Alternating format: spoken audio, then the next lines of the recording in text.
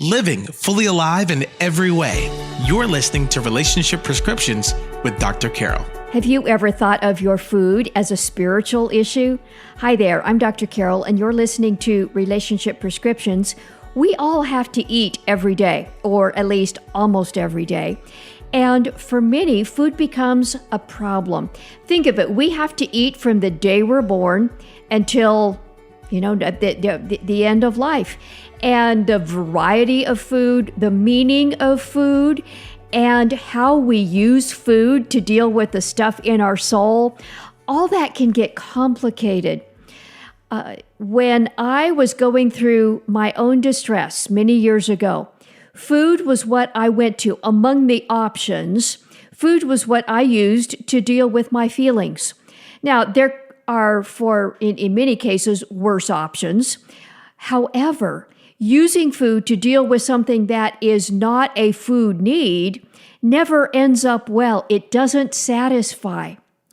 Dr. Rhona Epstein is my guest today. She is a licensed psychologist and addictions counselor who has personally experienced recovery from food addiction. She did her PhD in that area. And now for over 30 years, Dr. Rhona has been helping others deal with food issues. Thinking about food all the time, using food to deal with feelings, food addiction, and she has developed and helped many others experience time-tested strategies to reorient food into its proper place while truly satisfying hunger. If you are someone who has struggled with food issues, this will be both refreshing and very, very practical. Dr. Rhona marries scientific information with spiritual principles.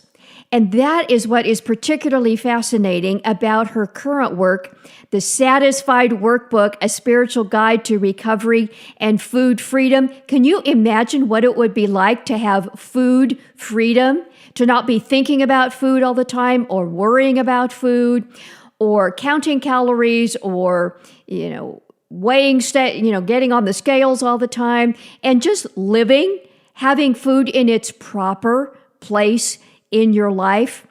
What a freedom that can provide.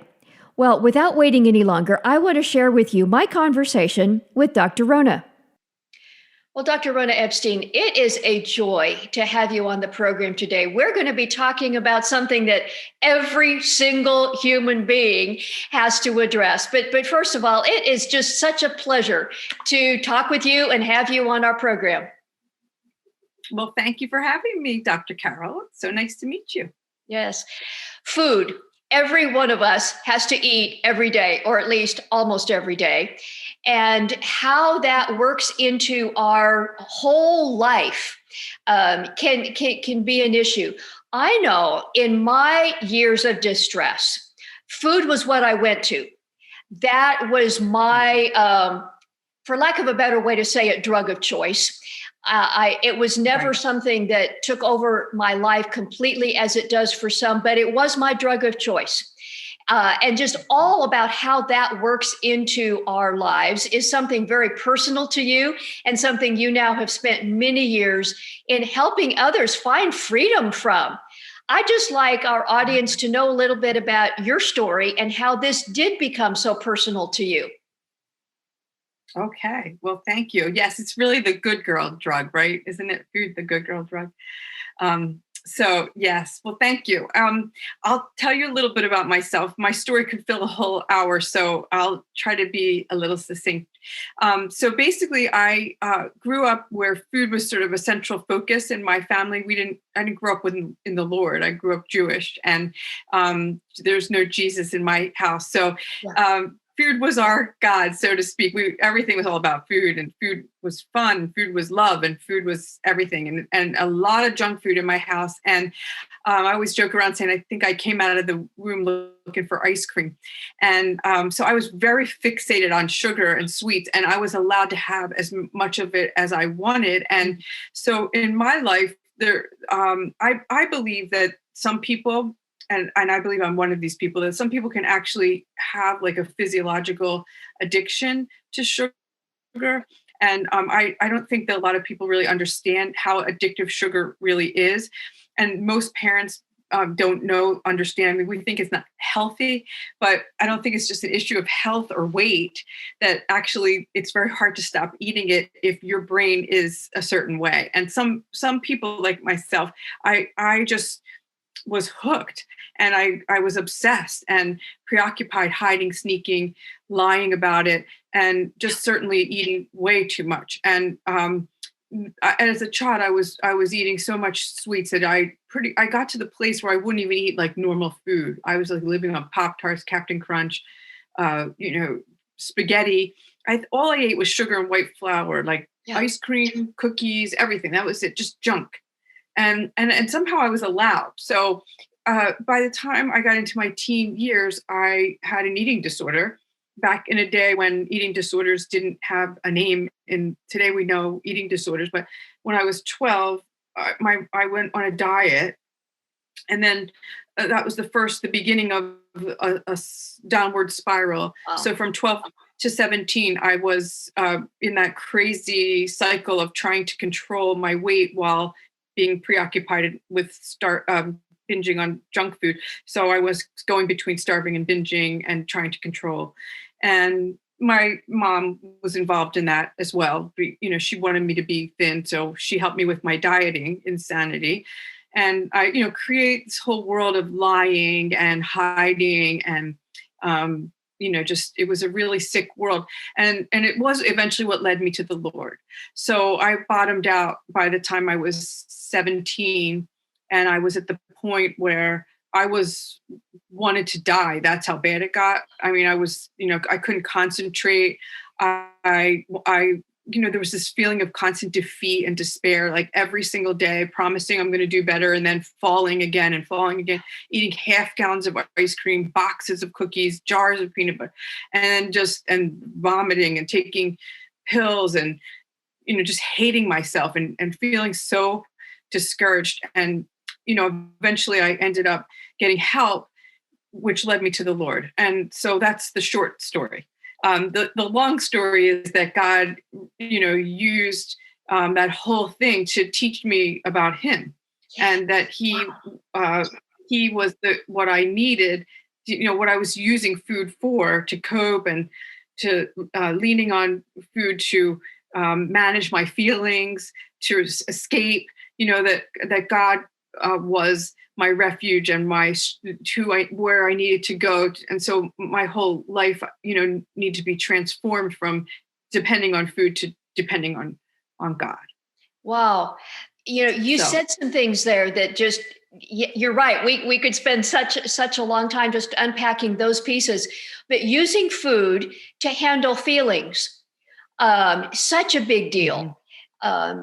Yes, behaviors have consequences, but using food to handle feelings, that seems like such a bigger deal than only, counting calories and the food disorders that many people struggle with, whether they realize it or not. It's not so much about, what you eat as much as what you're eating says about what's going on under the surface and in your heart. Before we get into that a little more deeply, just like you to comment on what we've all been through this past year. There's the cliches, the COVID-19, and many people who have been through quarantine periods and various parts of the country that has been tighter than others, but just at home, stuck. Food has become more of an issue. Just comment on that for a minute, if you would. Yeah, well, I mean, we are talking about using food for feelings, but certainly being bored and being lonely.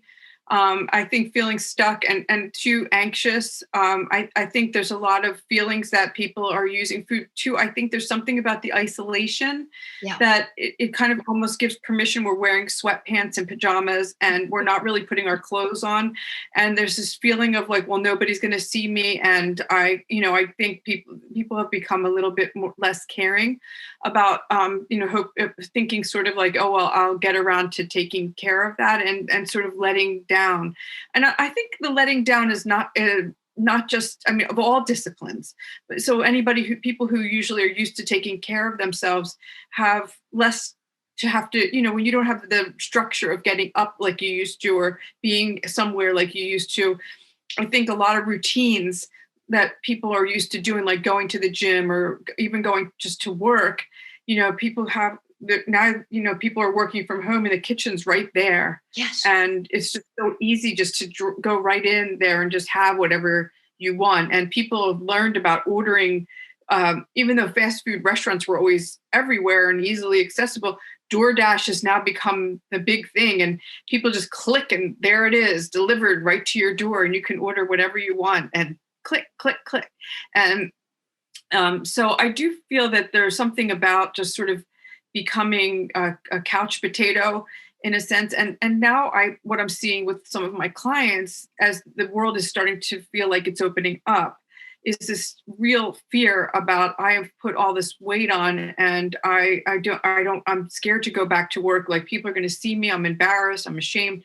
I'm anxious about, starting back over and breaking out of this horrible cycle that I've gotten myself into. People really hurt themselves by using this and giving permission sort of to cope this way. Mm-hmm. And I think that's the thing. It's sort of okay, well, if I'm not going anywhere, why should I care?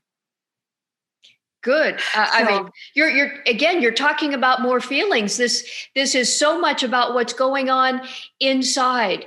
Right. And you've referenced that you work with people with eating disorders, and you now have been doing that for over 30 years. So needed. In the people that you work with, what are some of the biggest under the surface heart issues that display themselves in unhealthy eating patterns? Well, there's a number of them. I mean, I think anger, resentment, fear. I think deep-seated self-hatred. There's oftentimes, people. I mean, there can be a lot of things that are going on for people, but those are some of the biggies. Deep insecurities. So a lot of times people have experienced childhood abuse or intense stresses, and food has just been a way of escaping from real pain.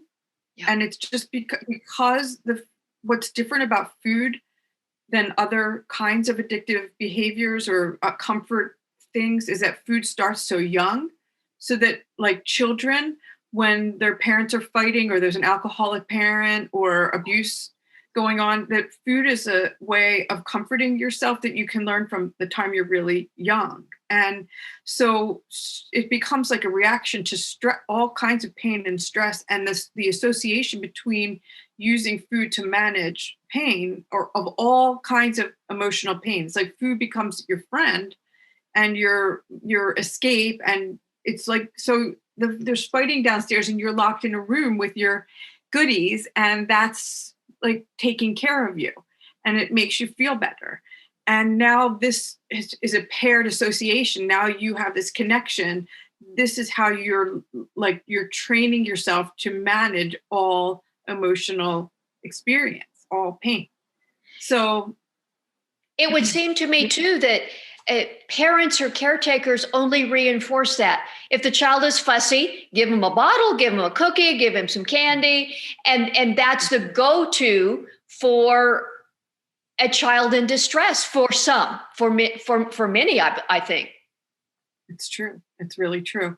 And without realizing it, without understanding, especially if you're giving them addictive foods, like if you're giving them an apple, or if you're giving them, a healthy snack, like, a little bit of hummus with some healthy crackers or some carrots, that's not going to create the same problem. But when you hand them, cookies or candy, then that's where you end up having, then you hook them on something that's actually now they're creating like these good feelings that are coming from the food. That is where a dependency happens. Yeah. I want to spend more time talking about solutions here. And You have been working for many years in this area. You yourself have been through recovery and found the joy and freedom that that brings, and now have worked with many others. You've written some books on the topic. Most recently, you have brought the 12 steps that many people are familiar with substance abuse recovery, like AA. You've connected that with food. Not the only one to do that, but you do that in a powerful way, bringing Christian faith to bear, specifically on this kind of a problem. You and I were talking just before we clicked record about how this really is a spiritual problem. Why do you think it's a spiritual problem? Unpack that for a minute. Well, I think it's a threefold problem. I think it's a physical problem in that we have trouble with foods that are addictive, and that actually physiologically we can't stop eating because they were purposely made so that we wouldn't be able to stop eating them. So I think it's physical, and I think it's emotional, like Sure. we've been saying, but and spiritual in the sense that I think I think most of us, if we're human, we're going to struggle spiritually. Mm-hmm. I mean, everybody struggles spiritually, right? We all struggle in our relationship with God, like we do with all of our relationships. We project things onto God, like, we misunderstand God. We project our father images onto him, or we think he's distant and he doesn't care, or other people's problems are more important, or we just don't know how to connect with him. Everybody goes through seasons of dryness or struggle, I think. And then I think too, there's a multitude of spiritual issues that are involved, where somehow guilt and shame can block. Like if we're overeating and we get blocked with the shame of like, I'm out of control and I'm hurting the temple of the Holy Spirit. And then we feel like God won't like me anymore because I'm being bad, or, like people do all kinds of things. So, I mean, there's root issues in terms of, I don't believe that God, like not knowing the love of God, instead going to another source for love, another God. In a sense, I think, and this is something I had to learn in my journey to recovery, probably the most important thing I would say in the heart of my recovery was coming to the understanding that if I had to make a choice, between which God I was going to be my God, like that food, it was either going to be one or the other. And because clearly every time I used food, it was like turning to a false God. For me, I was depending on a false God. And I had to face that spiritually there was a wrong, my heart was wrong towards food. And when I understood that, if I wanted to have a real relationship with the living God, that I had to put away that false God, that cheap, fake thing that I was using to satisfy myself. Yeah. And so, I think it's to come to know the love of God and to really know that that's the deep satisfaction, that's what my books are, my devotional is called Satisfied. And the workbook, which is the 12-step workbook, is called the Satisfied Workbook. But that's where that really comes. God is the true satisfier of our soul. And, so food just doesn't do it. It's just, it's the wrong food. There's a food, there's the spiritual food for your spiritual health. And then there's the physical food for your physical health. And you can't, use one for the other. But we try to. Dr. Rhona, right. That is such an awesome, arresting picture that many of us use physical food, often unhealthy food, to fill a hole that is not a food hole, and it can't satisfy. So I love how you've taken the word satisfied and made that just kind of the headline of much of your recent work, because we are trying to satisfy something inside that food can't. Right, exactly. That's right. And food can't.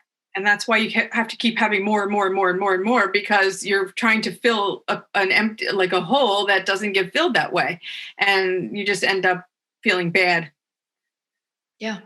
So you do this every day. It's a cornerstone of your therapy. But what are some keys that you help people understand in overcoming this? I mean, it's great to say we use food to fill a hole that's not a food hole, and we need to make God the God that we serve.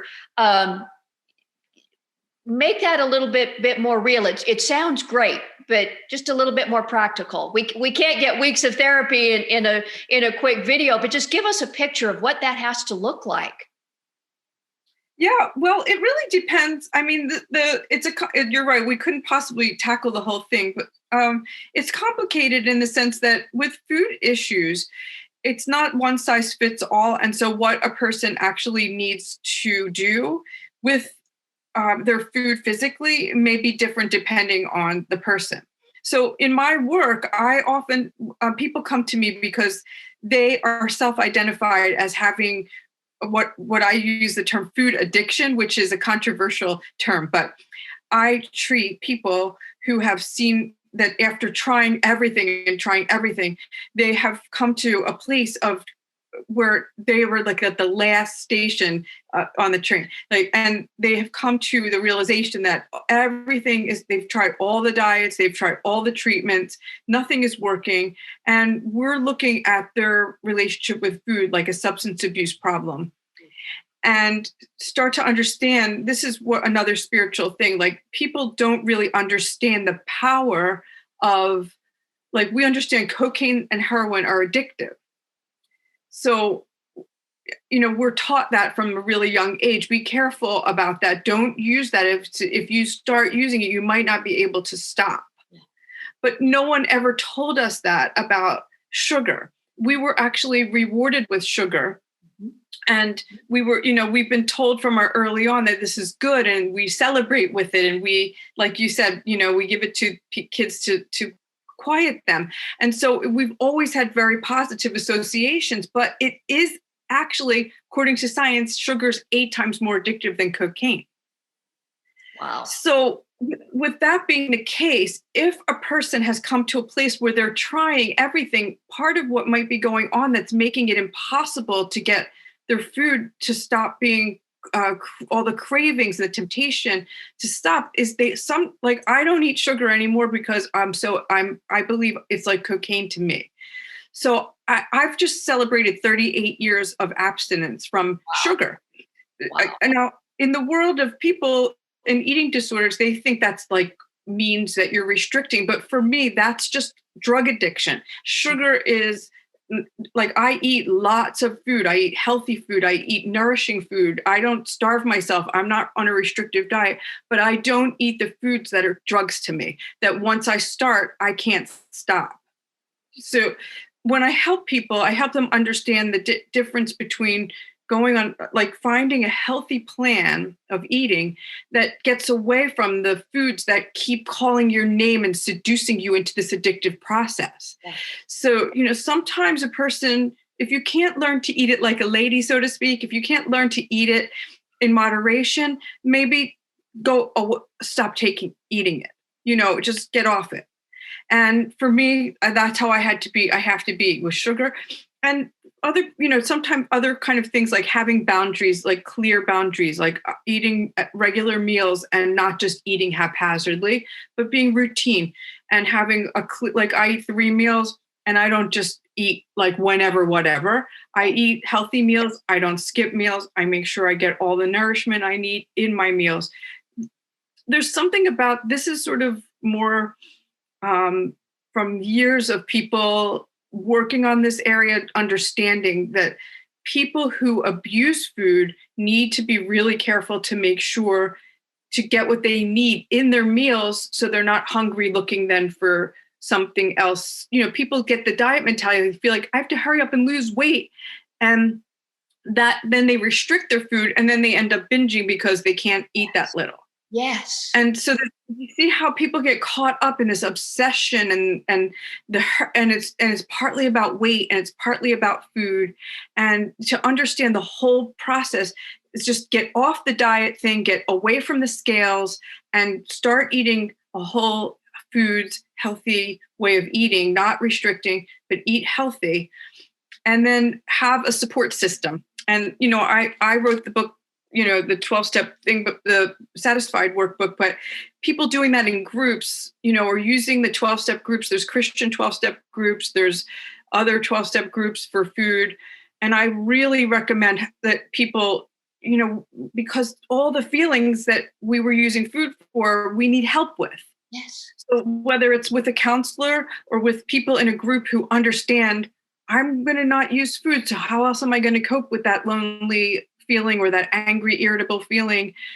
If I'm not using food, what am I going to do? How do I practice a new way of thinking or coping, and learning to make the transition from the old way where you use food to a new way where you turn to God, or you have a new skill that you use for managing your anger or your fear. And there's so many things that you have to learn that food was doing. Food is doing so much for a person to shut down all of these emotions. So that's why a person really needs a lot of help. It's not that simple.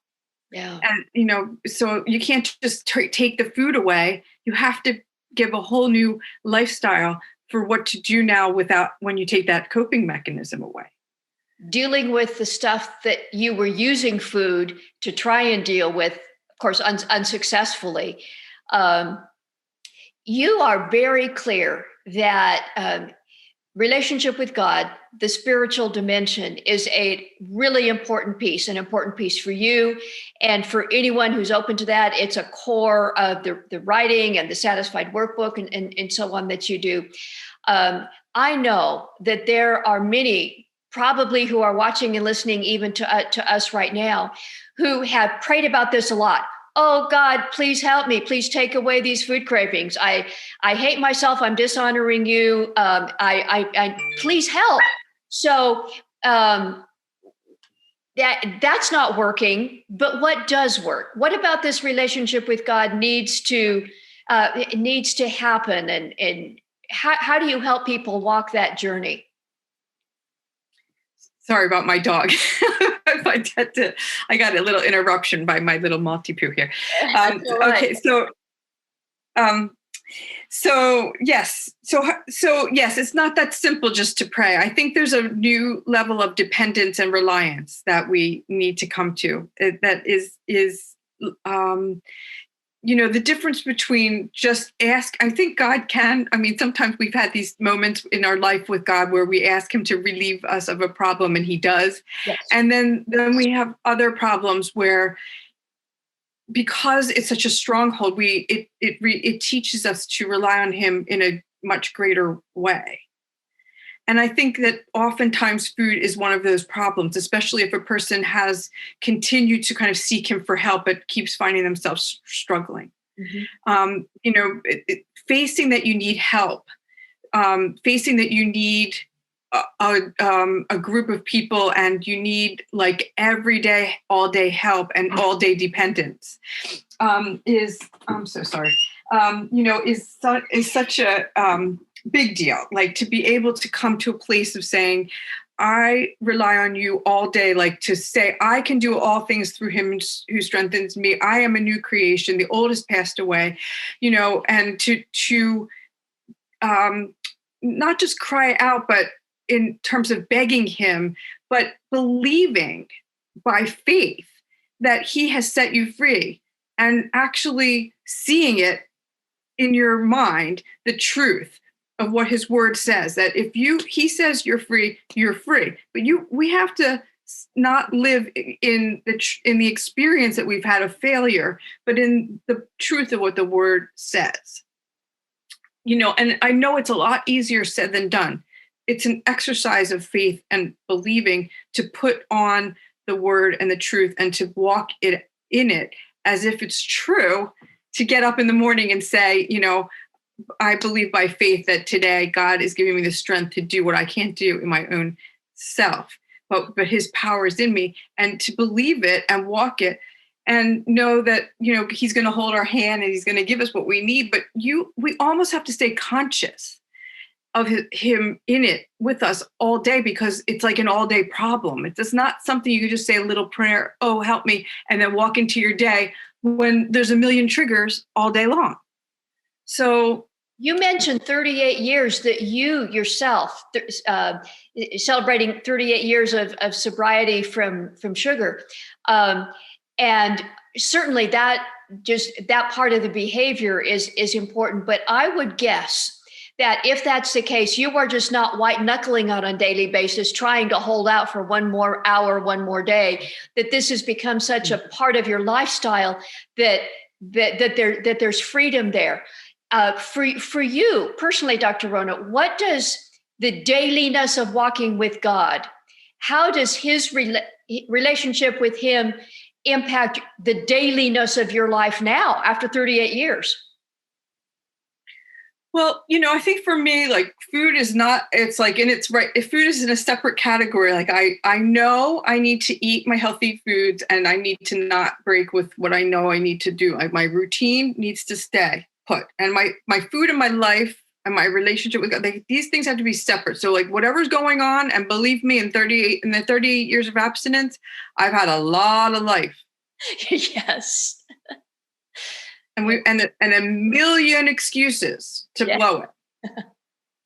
There's no end to the reasons. And I could tell you, if you want to sit down and listen to me, I can tell you all the excuses for blowing it, because I have many of them. Pain and trouble. Life is like that, right? It's full of storms. There's storms. They keep coming, right? Nobody gets out of that. It's not like my life has been all, rainbows and sunshine. So, being able to know that I just have to keep my food solidly in its place. It's like an anchor. It just stays right solidly. I don't move my food with my feelings. It doesn't move. It doesn't bend. It stays where it stays. So when my father died in November, I packed my lunch and brought it with me on the day that I had to go and deal with the pain of my father losing before I walked out the door, my lunch was packed. While my tears were pouring out of my eyes. Yes. And my heart was broken. But I knew from so many people who lost their recovery during death, that I could not go into that hospital or around my family without what I needed to do for my food, because I know hospitals probably won't have what I need. So that has to be set. It has to be right there. And then when I feel sad, God is where I have to go with my pain. So it's every day. It's starting the day with asking him for help. I don't miss a day. Every day before I eat my breakfast, I acknowledge to God, please help me with another day, because I believe it's like his mercies are new every day, and I believe that my recovery is from him. I don't believe that I'm like some superstar person who like has it. I believe it's like a miracle. I see how bad people struggle. And the fact that I live freely today and that I don't fight with food, I know it's a miracle. That I've learned to do this, it's a miracle. So I acknowledge before him every day that I need him to remain in the driver's seat in this area, because I don't believe it's me doing it. I believe it's him. So I ask him for another day. In the last few minutes, Dr. Rhona, just what this means for your life, ups and downs. Food is its place. It doesn't move. And instead of going there with your pain, you go to God with your pain. Incredibly practical, incredibly real, and so helpful. I have a feeling there's a whole lot more that we could talk about, but I want to give you opportunity to let people know how to connect with you and Satisfied Workbook. Where can people go to find out more? Well, my books are all over wherever. So Amazon or I have a website is drrhona.com, drrhona.com. And so that's where you can find, like I have a Facebook page with a group called Overcoming Overeating on the Facebook page that, people are on. And we've been going through the workbook together. So there's, I have 3 books. There's Food Triggers. And then that was the first book. And then there's the devotional Satisfied, which is a 90-day devotional. It's an active devotional, which really helps a person get a jump start. It's like kind of for the person who's sort of not ready to give up the food, but get your heart and your mind sort of in that place of readiness to change, and kind of helps you spiritually, like with that whole, I want to give up, but I don't want to give it up. And it's like we need God to really like soften our hearts towards change. And that's what that book is really for. And then the workbook is going through the 12 steps with scriptures and different examples and stories of people working the 12 steps that way. So I tried to write it in a way that makes it super easy to work the steps, the best I could. So, so anywhere you want to get books, that's where my books are. So awesome. And we will make sure that the links to those resources are in the notes with this episode. So just if you're, driving or running or, however you're accessing this, just check the notes and we'll make sure the links are there as well. Well, Dr. Rhona, it has been so refreshing and joyful and encouraging to talk this through with you. There's just so much richness in your story and what you have to share and the message you are helping other people find freedom with. Just many, many blessings to you and those you work with and minister to, and keep writing. We need this. Thank you. Thank you for having me. And I'm happy to be able to share with people. Hope it's been a help to people. So God bless you so much. God bless you. Doesn't that sound like freedom? Doesn't thinking of food and putting food in its proper place in that way just refresh your soul? Check the links in the show notes to this episode, and you can find the links to Dr. Rhona's website, her social media, and her books, Satisfied, a 90-day spiritual journey toward food freedom, and the Satisfied Workbook, a spiritual guide to recovery from food freedom. I know that for many, this will be incredibly refreshing. Now, if you have experienced some transformation in your food journey already, don't you want others to experience the same? Perhaps in getting material from Dr. Carol Ministries, whether it's this podcast, whether it's our articles we send out by email or an online course or whatever, perhaps you have experienced some freedom and transformation in your own life, and now you are open to helping others experience that same transformation. I would invite you to come to our website, drcarolministries.com/give, and make a tax-deductible donation so that others can experience a measure of that transformation as well. Pray about it, and I welcome your thoughts, your questions, and your gifts as we seek to bring ever more transformation to people who so desperately need it. I love to hear from you. Leave a message on our contact page, and I read those personally, and I respond. And until next time, may God richly bless you. Thank you for listening to Relationship Prescriptions with Dr. Carol. Our purpose is to provide trustworthy resources that help you and others live fully alive in every way as God intended. If you would like to help others experience transformation in their lives and relationships, we invite you to partner with us. Text the word GIVE, that's GIVE, to the number 512-980-1620. Or visit our website at drcarolministries.com/donate to make a one-time contribution or monthly gift. Your financial support allows us to expand our message and to help others. Thank you so much, and may God bless you.